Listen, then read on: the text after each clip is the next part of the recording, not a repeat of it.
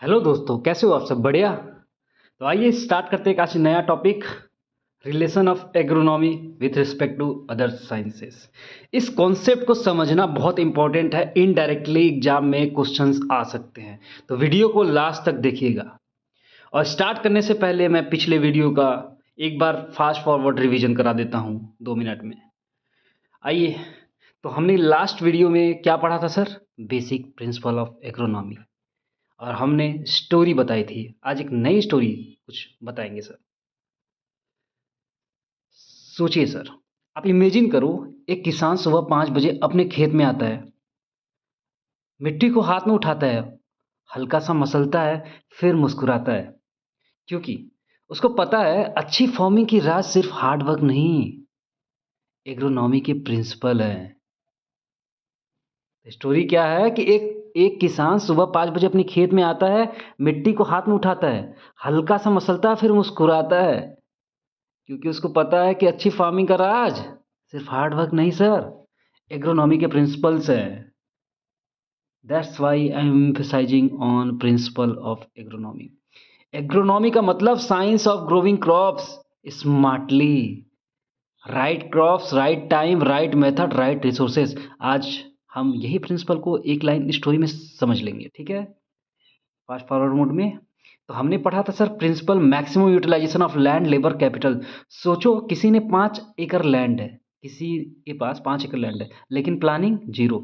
वहीं दूसरा किसान 3 एकड़ में भी ज़्यादा पैसा कमा लेता है, क्योंकि वो प्लानिंग, प्रोग्रामिंग, एग्जीक्यूशन तीनों स्मार्टली करता है। एग्रोनॉमी का पहला प्रिंसिपल है हर रिसोर्स का पूरा इस्तेमाल sir, optimum utilisation of resources, maximum utilisation of resources like land labour capital. फिर दूसरा प्रिंसिपल हमने पढ़ा था sir, right crop variety according to agro climate. Rajasthan में आप राइस नहीं उगाते, असम में आप बाजरा नहीं उगाते। वाई? क्योंकि हर क्रॉप का एक अपना क्लाइमेट, अपनी सॉइल, अपना सीजन होता है सर। ये प्रिंसिपल सिंपल बात कहता है, एरिया के हिसाब से क्रॉप चूज करो। फिर तीसरा प्रिंसिपल सर पढ़ा था हमने sir, proper field management. Imagine करिए सर, खेत में रॉ ड्रेनेज हो रहा है, अनइवन लैंड है सर, पानी रुक जा रहा है सर, उससे क्रॉप बर्बाद। इसलिए एग्रोनॉमी कहता है proper tillage, channels, Burns, erosion control और लैंड लेवलिंग होनी चाहिए। ये सब फील्ड को स्ट्रांग बनाते हैं सर। फिर हमने पढ़ा था नेक्स्ट प्रिंसिपल, चौथा principal sir, multiple cropping, intercropping. एक खेत में 2 क्रॉप मतलब डबल सिक्योरिटी सर। अगर एक क्रॉप फेल हो जाए तो भी सेकेंड क्रॉप बचा लेती है आपको। इसलिए farmer mixed cropping, relay cropping और इंटर क्रॉपिंग अडॉप्ट करते हैं। एग्रोनॉमी फार्मर को रिस्क फ्री बनाता है सर। फिर पांचवा प्रिंसिपल हमने पढ़ा था sir, balance nutrient to crop, balance nutrients to crop. अगर आदमी को प्रॉपर फूड ना मिले तो थक जाता है, क्रॉप भी वैसे ही है। इसलिए balance fertiliser, FYM, green manure, bio fertiliser जरूरी होते हैं सर। ये सॉइल का ऑर्गेनिक मैटर बढ़ाते हैं, फर्टिलिटी इंप्रूव करते हैं। फिर हमने नेक्स्ट प्रिंसिपल सर पढ़ा था sir, quality seed plus proper plant density. बीज सही तो खेत सही sir. Seed quality plus correct spacing आप करोगे तो आपको मिलेगा उसका रिजल्ट क्या sir? Output healthy crop plus मोर यील्ड। फिर हमने नेक्स्ट प्रिंसिपल पढ़ा था सर, प्रॉपर वाटर मैनेजमेंट। आपने सुना होगा, पौधा पानी से बनता भी है और पानी से बिगड़ता भी है। पौधा पानी से बनता भी है और पानी से बिगड़ता भी है। एग्रोनॉमी कहता है कब पानी देना, कितना देना, किस स्टेज पर देना, ये डिसाइड करता है इरिगेशन शेड्यूलिंग।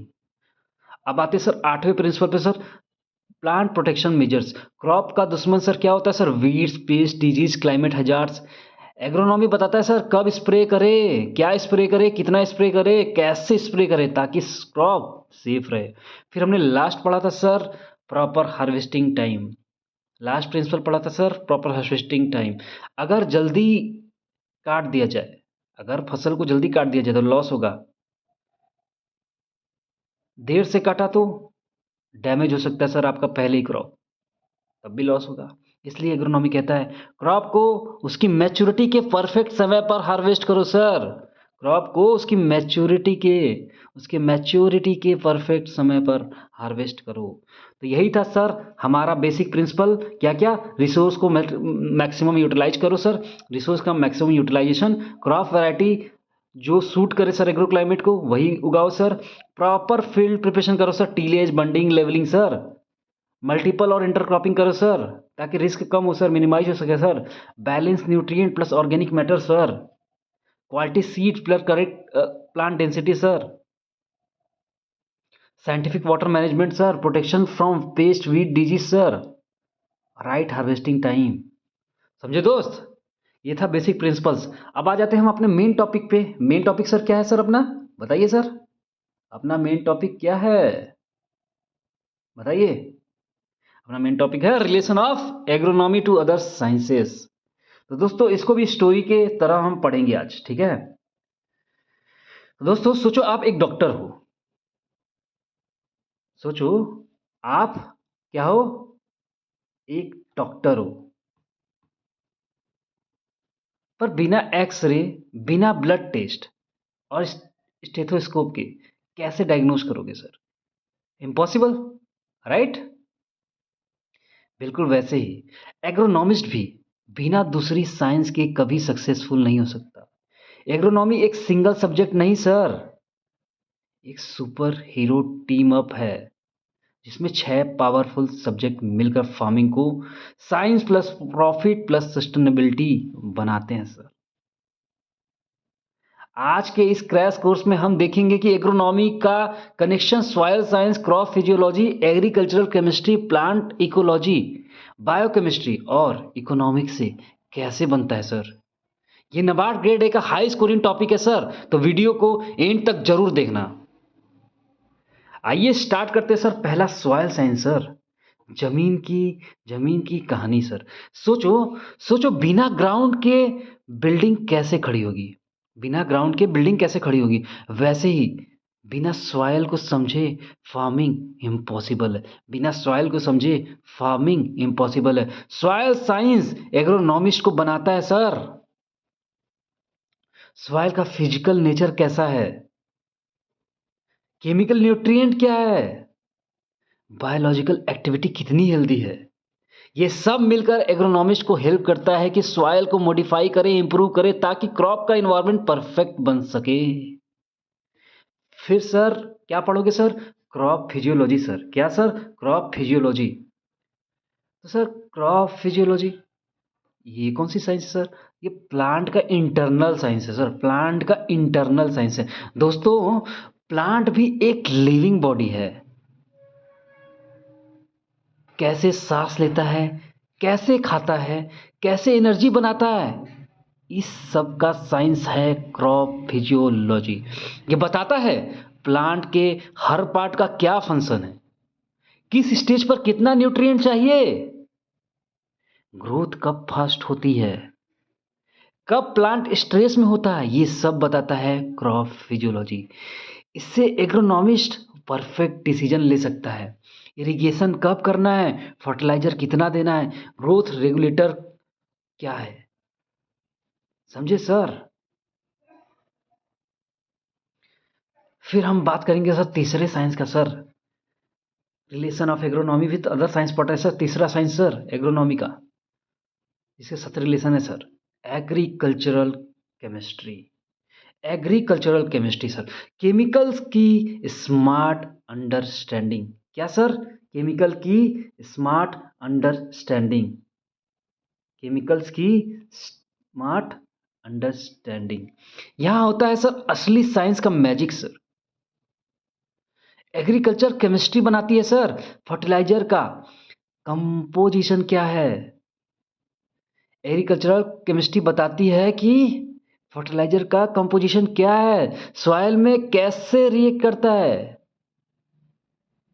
पेस्टिसाइड प्लांट को कैसे प्रोटेक्ट करता है, केमिकल चेंजेस क्रॉप प्रोडक्टिविटी को कैसे अफेक्ट करते हैं।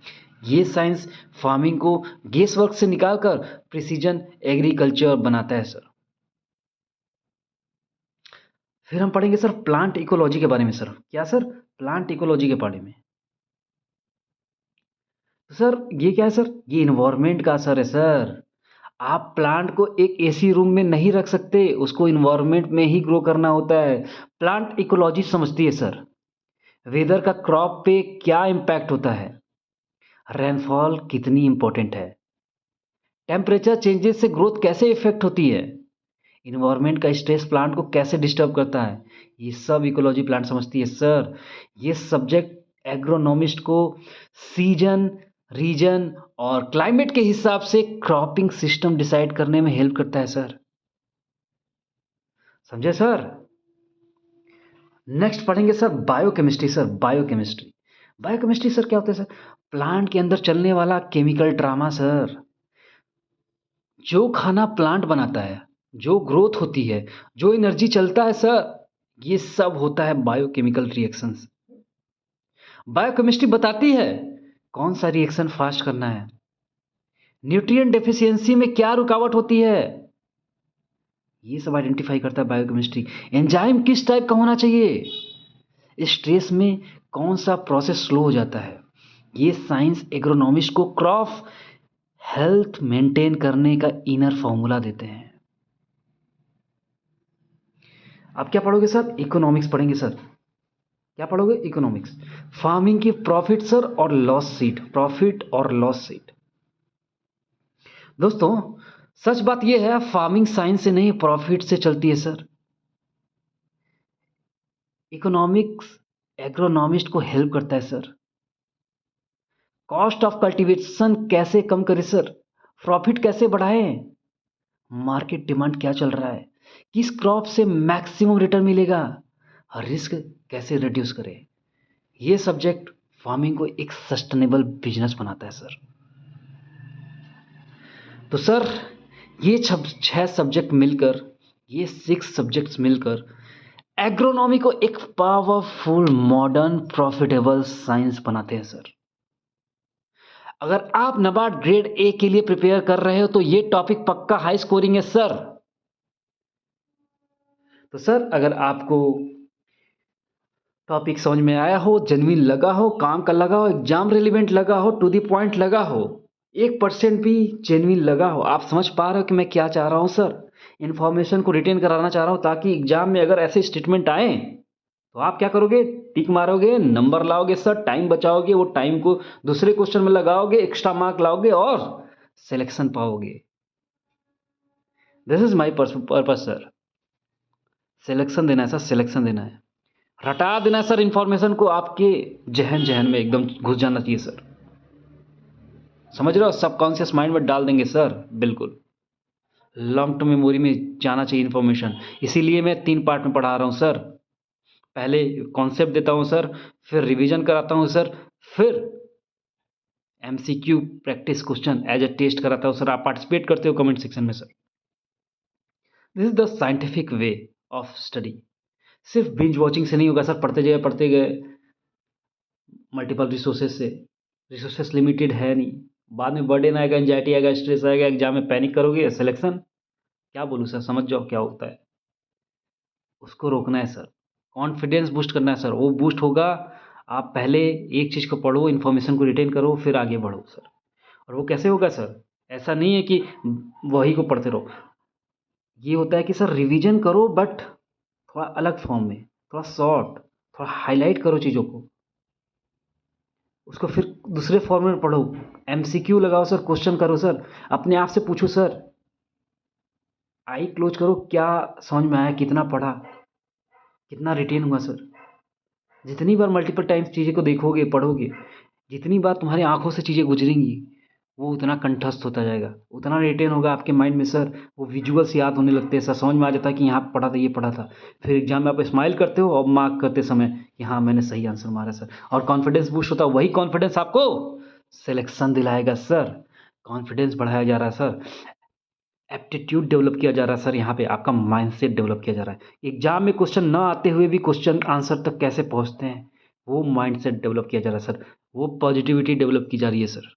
तो अगर आपको वीडियो अच्छी लगी हो, जेन्युइन लगी हो सर, 1% भी एक बात भी समझ में आई हो सर, वीडियो को लाइक करिए सर, वीडियो को लाइक करिए और शेयर करिए अपने उन जेन्युइन दोस्तों को जिनको ज़रूरत है सर सिलेक्शन लेने का सर, जो चाहते हैं सर। और सर चैनल को सब्सक्राइब करिए। इससे हमें पता चलता है सर, मोटिवेशन मिलता है। हमें पता चलता है कि आप वीडियो को लाइक कर रहे हैं सर, आपको पसंद आ रहा है सर, आप सीरियस हो सर, आप जेन्युइन हो, जेन्युइन कंटेंट जेन्युइन लोगों के पास पहुँच रहा है सर। हमें मोटिवेशन मिलता है और इससे हम आगे की वीडियोज़ लाते हैं सर फाइन ट्यून करके सर। तो सर वीडियो को लाइक करिए, चैनल को सब्सक्राइब करिए, अगर पॉसिबल हो सके तो शेयर करिए अपने उन दिन जो जेन्युइन दोस्तों के साथ। मिलते हैं सर नेक्स्ट वीडियो में रिवीजन के साथ, इन्फॉर्मेशन को और रिटेन करेंगे और कंठस्थ करेंगे और सिलेक्शन की तरफ बढ़ेंगे सर। धन्यवाद सर। जय हिंद।